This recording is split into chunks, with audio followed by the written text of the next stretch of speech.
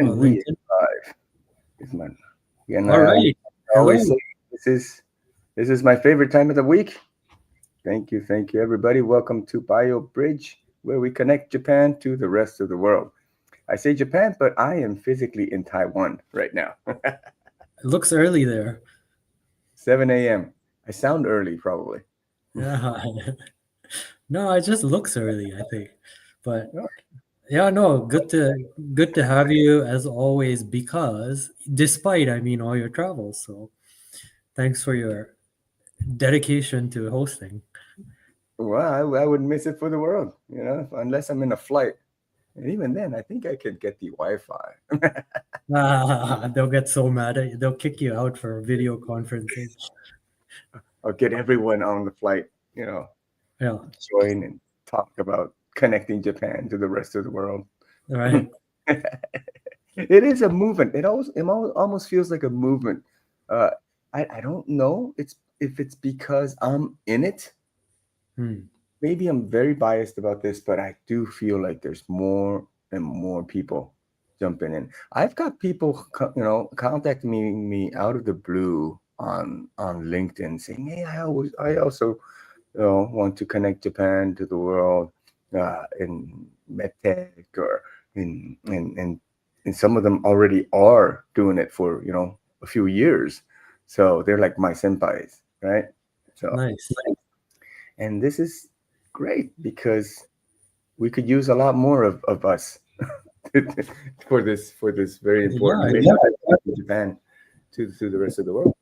I feel a little bit left out because those people need to contact me too. Where are Where they? are they? Yeah. I don't know. I don't know. I mean, Yeah. how do these algorithms work on LinkedIn and on YouTube and all these places, Yeah, I know. I know. right? Let's So see. So, what are we talking about? I'd love to talk about what your trip has been so far. yes, okay. So it has been exactly a week and a few hours since I arrived in Asia.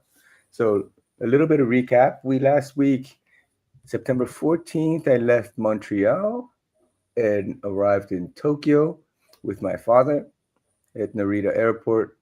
I put him on a flight to Taiwan, and then I took a flight to Osaka myself and got in mm, just a little past midnight, I think, on the 14th. Well, between the 14th and 15th, basically, at my hotel. And a few hours later, we were on BioBridge last week talking about my entire trip, right? So that was the very beginning. And now we are one week in. So what has happened during this week? So I spent 4 days in Osaka. So Tuesday, Wednesday, Thursday, Friday. Um, and I was at a few events. I can't even remember the names of the events. It's something is called, the first one is called Tech Summit something. I think it's Tech Summit Osaka. And there were so Tech Summit Osaka, and then Startup Expo something. They're not doing a great job branding themselves, if I can't remember. Oh, I was like, should I be worried about you or should I be worried about the events? No. I don't know what they did, but it's basically a whole. From what I hear, is Osaka prefecture put in a lot of money to try to set this thing up, but then they had like three venues for like the same series of events. Some were at the Grand Frontale, some were at the Nakanoshima Cross, and some were at the Blampaku, the Expo, the Expo's the event there, the whole event for Expos. It was very difficult to understand what thing was happening where, and these were supposedly independent events, but the way you go on their website, it kind of all leads to a similar big home website, I guess, with these different events on it. but these different events had their separate registration system, and then the scheduling. It was nuts. I don't know why it's like that, and I ended up so Tuesday. I was at the first venue, the Grand Fontale. It was, a lot of non life science stuff, but it was okay. I got to see Horiemon. Yeah, you know Horiemon. Horie, you're muted. Yeah, Yeah, no, I don't. I don't. no, because you're too young. When you left, he was Thank he you. wasn't a big star yet, I guess. Um, but anyways, very famous guy in Japan. Commentator. And after after the second day, I went to Nakanoshima Cross. This is a new incubator filled building, basically, where they've got lots of companies in there, lots of very cutting edge front you know frontline cutting edge companies, and some new startups. And it's like a good brewing space for new ideas. And it's basically set up by Mitsubishi Fudosan and Link J. So I don't know if you know about Link J. Link Yeah. J, you have to know. Good, good. So you gotta get yourself registered with Link J. Anybody watching this right now should sign up with Link J. They've got so many different events, a lot of them online, a lot of them in person, and they also have Japan. They organize Japan Night at JP Morgan, and so if you have any interest in accessing Japan, Link J is a great source of information. Um, eh, yeah, just doing some free commercial advertising for Link J, yeah, because I really think they're a great organization. And so I was at Nakanoshima Cross. So I think what they tried to do is they have participants at one place, which is at the Banpaku. I finally realized Banpaku is a place where everything was happening, and then people who wanted to use their platform for business matching platform, they go to Nakanoshima. And this is like completely different places. It's not walkable distance, it's like in half an hour or 45 minutes by train or by bus. And that the Banpaku, so the expo center where everything was happening, that's not just that event. It's the whole expo that's been happening since April in Japan, right? All these different what they call those, different, not domains, but different Hubs. not hubs. No, they have like big buildings for each country. Like Canada has a Canada-kan, and then there's like Denmark, and different countries have their different. I forget what the term was, and they had one, which is not for a country, but just one specific building within the entire expo, where they held this event for the life sciences gathering. Kind of like a little mini Bio Japan. I mean, it was very, very small, but all the companies were in there. There's maybe like, I don't know, 4 rows of companies. So that's where I saw Zane do his panel discussion. But somewhere in my calendar, it said it was at Nakashino Cross, but it was actually at the expo later, he told me. So this is all confusing. And look, maybe it's me. Maybe I'm the only stupid guy who didn't understand everything. But I did talk to a few guys who thought it was very difficult to understand. And I speak Japanese. I understand. I know how things work in Japan, and it was tough. So I had some companies telling me, "Oh my God, they're just doing this again, just for the sake of doing it," kind of thing, where they got a budget to run a program, but they didn't really understand how the logistics work. Wow, that's unusual for Japan. It sounds like. It is. It Yeah. is. That's why I found out about this. When did I find out about this series of events? Because I was supposed to come to Japan in early October, but this event made me want to come earlier, and also another event called JPLA. So these two events made me decide. Okay, I'm just actually going to come earlier and return earlier.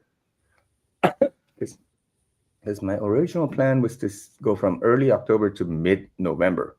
The same 6 weeks, but a little later. Because in Taipei, there's going to be the Polyglot Conference. My good friend Yeah. Richard is running the Polyglot Conference, and I wanted to go. I had my ticket and everything. But this event in Denmark at the end of October 21, 22, and the JPLA on September 19th. These two made me decide to like shift everything up a little. So I started my trip for the JPLA first, but then I found out these few events in Osaka from the 15th to the 19th. So one thing led to another. I was leaving the 14th, arriving on the 15th, and starting everything on the 16th. And so I talked to you about these events.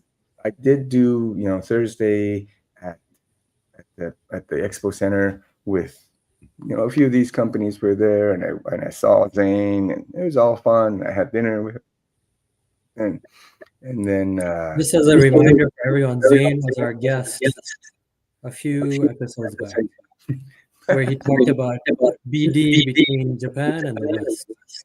yeah, I'm talking about Zane like he's a celebrity and everybody already knows Yeah, him. I know. Yes. Zane, yeah, him and Bill Gates, we had a meeting the other day. But Elon, I don't think he liked what we were talking about. So listen, then we'll talk about the dinner with Zane after. But Friday, it was now. This was a fun event. This is actually a paid event. Oh, I'll talk about the paid stuff again. But this Friday event, this was really good. Everything was lined up like to the dot. You get there in the morning, get your badge, you get in. It's one session after another, all very interesting stuff, culminating in a presentation by Professor Shinya Yamanaka. So Professor IPS, and IPS is great. Obviously, it's a tremendous technology. But Yamanaka Sensei was really a great storyteller. He told us about the whole story of how he started, the lab members, and it was a riveting presentation. I loved every minute of it, and I've never seen him, seen his presentation before, but yeah, the IPS story is really, really cool. And his humor is he's such a serious guy, but he just throws out these little punchlines here left and right not in English. Everything was in Japanese, but it was a lot of fun. So he's really starting from his very, very young starting investigator stage, and how he had just like a few student lab techs and doing this idea, and he said I tricked them into believing that this is possible, but it was maybe 1% chance, but we did hours and hours of work, and we finally made it. That kind of story. Yeah, he went to the U.S. for a postdoc and came back. Yeah, and he says everybody gets PAD, and I'm thinking, oh yeah, I know PAD, peripheral arterial disease, right? And then he puts up post America depression. Everybody gets post America depression. Oh my goodness. Yeah. That was fun, and that session was from 1:00 to 1:40, and I ran out right after that. There was like networking stuff after that, but no, I wish I could have stayed. That was fun, but right out. I had planned all my steps to the JPLA. So running out of Nakanoshima Cross, getting into the subway, and then finding my way to Shinosaka for the Shinkansen. So there on to Tokyo, uh, arrived at the JPLA a little past 5 p.m., 5:15 or so, and that thing started at 5. So it's really just connecting, one event Wow. to another. I had to watch, uh, Professor Yamanaka's presentation, but the rest I had to sacrifice. And then I got to JPLA. That's my first participation at JPLA. JPLA is Japan Pharmaceutical Licensing Association. So basically, BDs, the business development folks from all these companies, the pharma companies in Japan. This was great. When I walked in, they were just starting a presentation by Kyowa Kirin, and they do this thing where they just have like a little presentation, and then they have like a panel discussion, and obviously, like I said, I feel this Japan and the world connection more and more because every year you go, they talk about this. At the session in Osaka was, that had Yamanaka Sensei, was also about U.S. Japan business forum or something like that. And this is organized by North California, Japan, U.S., Northern California, something. Uh, yeah, so so the guy who organizes that is called Steve Pollack, and he speaks pretty good Japanese, but he lives in California. So he organizes this thing for Japanese companies that come to the U.S. and whatnot, and so that was fun. Then on to JPLA, they're talking about how do Japanese companies access global companies for sourcing new assets or new deals. It's everywhere. They It's need to everywhere. talk to Zane, myself, and you, And perhaps. you, they're actually looking for the next speakers for the next Yeah. JPLA. JPLA takes place every 3 months. So Oh, wow. the next one is December 19th. So right around the 19th, 20th day of the month every quarter. Yeah. So September, then now the next one is December, and then it's March, and then it's June, and so this was fun. There's like more than 300 people, and Wow. how many did I know? Maybe like five out of the, so this was like blue ocean for me. Hmm. Um, Nowadays you go to some of these events, you know a lot of these people. It's all the same people, but this one, it's I don't know. I don't know. I thought I would know more people, but no.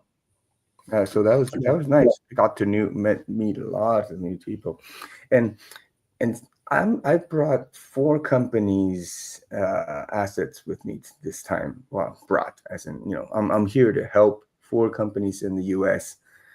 Do business development, and there's there's three therapeutics and one device, and device is like it's not my lane. Like I really don't know a lot about devices, but I get so much inquiries that I decided I might as well learn a little bit. And so I went to Mayo Clinic with Bopen, the investors startups community that I'm in, and I went to Mayo Clinic in August, and I'm trying to deepen my knowledge in the devices area, and one of these companies called CERN Devices, they have a women's health device for bacterial and yeast vaginosis. So so I brought that with me, but I didn't really know who to talk to. But I did a little bit of background research, and some of these companies I needed to talk to. And then at JPLA, they were all there, and I was able to find them, and got great discussions out of them. Not all of them are actually uh, direct targets, but some of them, they say, oh, you can talk to this guy or that guy, and one thing led to another, and now I've got I think at least one good company with interest, and I sent them the slides and whatnot. So Nice. So I'm very curious. You were at Bio Boston as well. Um, Bio in Boston, yeah. yeah. How do you find the discussion, the panel discussion, the whole setting different between Bio Boston versus like something like at UCLA? Well, JPLA is it's a small operation, right? It's like 300 people. It's once every 3 months in the a venue. But Bio, this is right. Like this big operations. This is Yeah. hundreds of thousands of dollars. This is great sound tech and everything. It's we're comparing apples to oranges, um, but I guess the focus is different in the sense that the geographical focus is different. JPLA is obviously Japan versus the world, whereas Bio is basically the world. Yeah. Right. The people there are more people known in the industry more, and not necessarily for Japan. And there's a lot more money involved in with Bio than events in Japan. So maybe a more fair comparison is Bio Japan versus Bio Yeah, International. which is coming up. Yeah. So, and that to me is more of a scale thing, I guess. Bio Japan is a smaller scale, even though it's the biggest in Asia. We're still talking, north of thousands of companies, but it is a smaller scale compared to a Bio International. But the structure is the same. You still have like a partnering platform where you get to find, go through a list of companies and find companies to work with, to set up meetings. The meetings are also 25 minutes, and you have 5 minutes to move from booth to booth. So they've got these like little phone booths, almost like little space with a little table. That all that is very similar in structure and operations, but the price is very, very different. Bio, the platform for Bio was $3,750, whereas Bio Japan, when I bought it and as early bird, it was 88,000 Japanese yen, which is like $600. Right, so we're talking 6 times the price for a similar offering. But the scale is different. The number of companies that are registered are different, and the geography is different. But I don't know. Is it 6 times the value? I don't know. Bio Japan fits my needs because I'm connecting Japan and the world. But maybe you need to go to Bio specifically if you don't really care about Japan. Well, there are Japanese companies in Bio Boston too. Yeah. Yes, there are. But yeah. So you mentioned on a side note, polyglot conference. Yes. Can you define polyglot for someone who didn't Google it like I did? Yeah, I've had people tell me polyglot. That sounds like a disease. Yeah, exactly. Or like a religion. Yeah, polyglot, people who speak multiple languages. So I've always thought of polyglot as a synonym for multilingual. Whoa, Bless you. So, hey, whoa, am I gonna stop? The polyglot means people who learn, multiple languages. I thought it was the same as multilingual. I've always used it kind of interchangeably, but the polyglots told me the difference between multilingual and polyglots is that multilinguals grow up in multilingual environment. They just kind of absorb and just sort of become multilingual, like kind of how I became multilingual. But polyglots are people who've actively gone out of their way to study languages and study multiple languages. So poly is polyglon, right? Not polygon is a shape with multiple sides. So A triangle is a polygon. So I think it's three or more languages, but there's debates. Polyglots, some of them say you need to learn, 7 languages or Oh, wow. whatever. Like, I don't know. I don't care. So you might not be a polyglot then. I don't know. I don't know. Uh, I do speak 5 fluently and 10 not fluently, oh, but wow. there's actually a thing called a hyper polyglot too. There are people Yeah. who speak hyper number of languages. There's an association called Hypia, HYPIA. Yeah, and I know the organizer. He wanted me to apply. You need to learn 6 languages, so I would qualify. I don't know. I don't know. Maybe, Yeah, maybe one day. maybe. I had a fun thing happen. A good friend of mine from Taiwan, again a polyglot. He's a polyglot from the U.S. and he's lived in Taiwan for like forever. He speaks perfect Chinese, and he has a company that's creating software for these language aficionados. And he sent me a picture of like an event, like an 800 people event, and then on screen is like my family's photo. He says, "Well, your family is right in front of 800 people at this event, talking about finance, personal finance, or something like that." But the guy who organized it is a multilingual. He raises his kids in multiple languages, and somehow my story came up, and I see parts of it, like the screen, talking about my family, or the languages that I speak. Like he's done some studies on me, so Wow. he picked up stuff from my YouTube channel.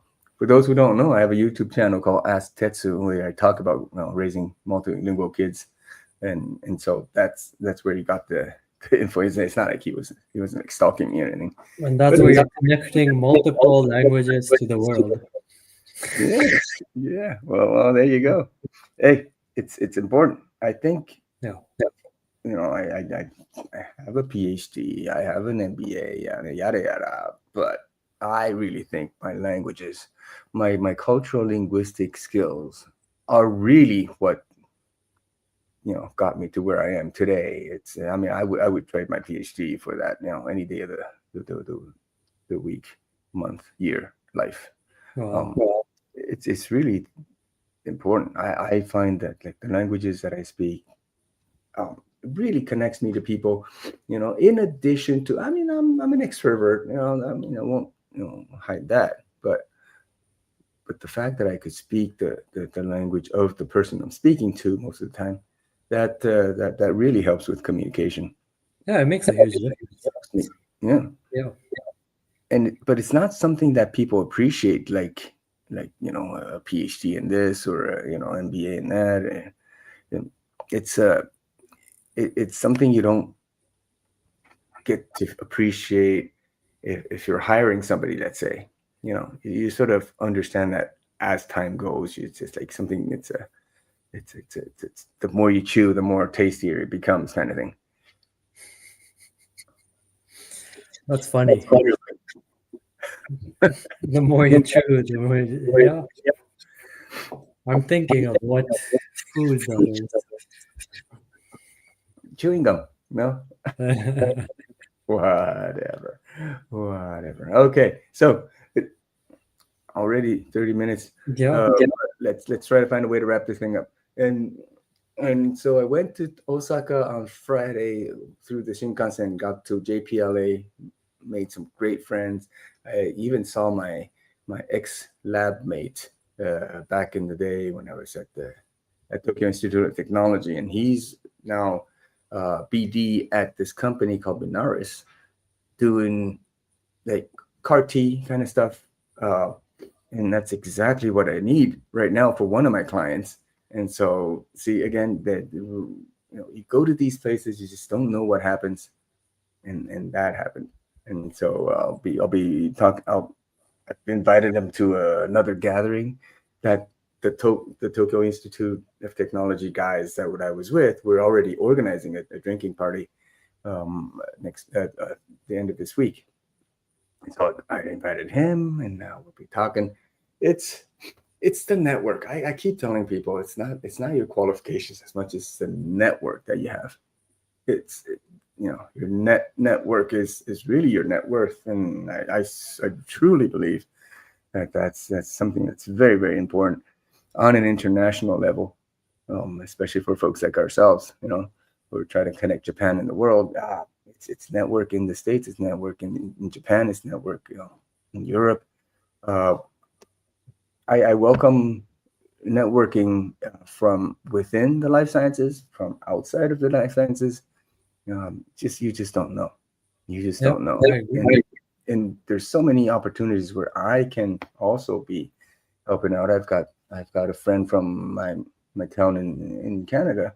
And he says my daughter just graduated from pharmacy, a pharmacy degree. She wants to know what kind of career is fun, going forward. Like she could probably get a job anywhere she wants, but she wants to sort of look long term or look more international. And in a town like where we live, it's a 8,000 people town. It's just really not a big town. So being able to work online, work internationally from not a metropolis, all this is fun, and she wants to learn from me. And I love helping young kids uh, see what's out there. It's not just about hard work. It's also about knowing what the hell is out there, so you could choose. Exactly. Yeah. Educate your guesses. Yep. You still have to, Collective knowledge, right? yeah. So that's let's come back. Saturday, Friday, I did the JPLA. Everything was fun. Yep. Made great connections.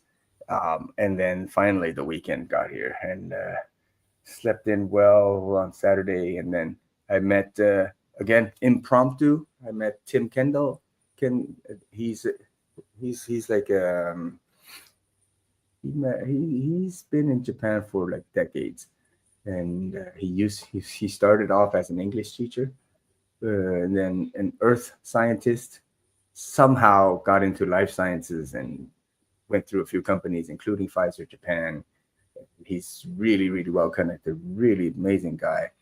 I In the morning, I just texted him. I said I got a flight to Taiwan at 9 at night. I have to check out from my hotel at 10 a.m. I've got a whole day to kill. I want to go out for a beer. Cool. Like we just got to a place with his wife, sat down and talked about everything and nothing for about 5 hours, just drinking away, and so much fun. Like these stuff. So Tim's organizing an event on the 7th. So the day 7th of October, the day before Bio Japan starts on the 8th. So he's gonna. Last year he did it. He did it, and this year he's doing it again. And this is the important people, the biopharma industry, who will be there, and so yeah, that's going to be fun also. So I'm going back to to Tokyo tomorrow morning. Today I have a meeting with a company in Taiwan. It's the company I helped out back in June. Like I was in Boston, and I met these guys. They're thinking about Japan as a market to access. So I talked to them. I helped them out a little bit, and we kept in touch. I came here. I said, hey, let's meet up, and then let's meet up for lunch today. Okay. So then you'll be back in Japan day after tomorrow, you said? No, tomorrow. Tomorrow. Tomorrow. Now I'm in the flight. Okay. 24 hours now I'm in the flight. And then what are you doing in Japan until Bio? So arriving 24th. So 24th we have a nomikai with my ex colleagues at Covance. And then 25th, there's a gathering for McGill alumni. Nice. So the McGill MBA Japan program alumni. So that's going to be fun too. Um, and then Nomikai, of course. And then 26th is what, Friday? Yeah. So again, another Nomikai, this time with the Tokodai, the Tokyo Institute of Technology folks. And that's going to be another Osashibari guys, right? And then it's Saturday, Sunday again. Saturday, Sunday, I've got both nights. Yeah, both with events from as I ex colleagues. Um, I can't name them all. It's just every night there's Wow, you're something. busy. Wow. It's fun and work, right? Yeah. It's making work fun or making fun work. I don't know which way it is. It's not going in with like an agenda. It's just finding the people I vibe, with, and then somehow connect that to work if there is something. If not, it's a Yeah. great nomikai. But usually something comes out of it, and then you get to work with people you love. We get to work with people who you had a history of working together with, right? There's a saying in Japanese, 同じ釜の飯を食う. So eating the rice from the same steamer. Oh, So, yeah. yeah, so it's really about the people you've battled with, and a good friend from MBA, he told me once, he says, why do you think they make soldiers go through so much pain together? And that's really to be able to fight a valiant fight. You need to have a history together. So you'll put your life on the line for the other ones.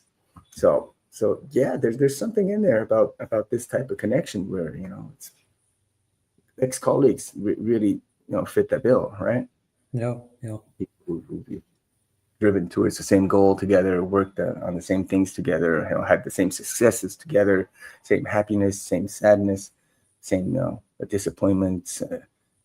There's something in there that's really powerful. Good point. Yeah. So that's a wrap for this week. We'll be traveling again tomorrow morning. Go back to Japan, like it's September 24th to October 14th. I will basically be in Tokyo and the surroundings. If you're watching this, give me a shout out. Let's see if there's something we can do together. Have some fun. My days are most of my nights are already booked, but my days are wide open. I get to work a lot during the day, but hey, if there's something fun to do, I'm always open, and we can talk about connecting Japan and the rest of the world. All right. How's Safe travels.